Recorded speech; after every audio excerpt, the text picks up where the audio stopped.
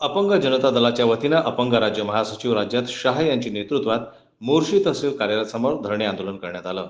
अपंग निराधार यांना तात्काळ अंत्योदय योजनेमध्ये समाविष्ट करून राशन कार्ड वितरित करा. निराधार योजनेचे मानधन दरमहा बँकेच्या खात्यावर जमा करायला हवे. अपंग निराधार यांना घरकुल योजनेचा लाभ द्यावा. अपंगांचा 5% निधी त्वरित खर्च करावा. अशा विविध मागण्या धरणे आंदोलनाच्या माध्यमातून करण्यात आल्या. आज मोर्शी पंचायत समिती तहसील कार्यालय या ठिकाणी आम्ही अपंगांचं एक दिवसीय धरणे आंदोलन या ठिकाणी आयोजित केलेलं आहे. अपंगांच्या विविध मागण्या आहेत, त्या संदर्भात आम्ही आज तहसीलदार साहेब यांना या माध्यमाने निवेदन देणार आहे. त्यामध्ये अपंगांच्या अंत्योदय योजनेत तात्काळ समाविष्ट करण्यात यावं, यासाठी ही आमची प्रमुख मागणी आहे. त्याचबरोबर जे अपंगांना मानधन मिळतं ते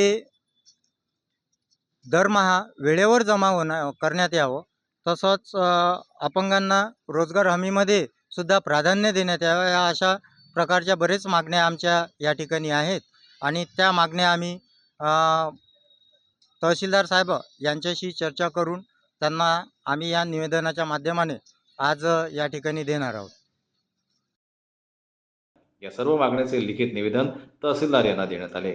झहीर खान, राहुल वानखेडे, महेश ढगे, कांचन कुकडे, रवींद्र ठाकरे, शोभा गोरले, सोनू मिर्झा तसेच अनेक अपंग निराधार यावेळी उपस्थित होते.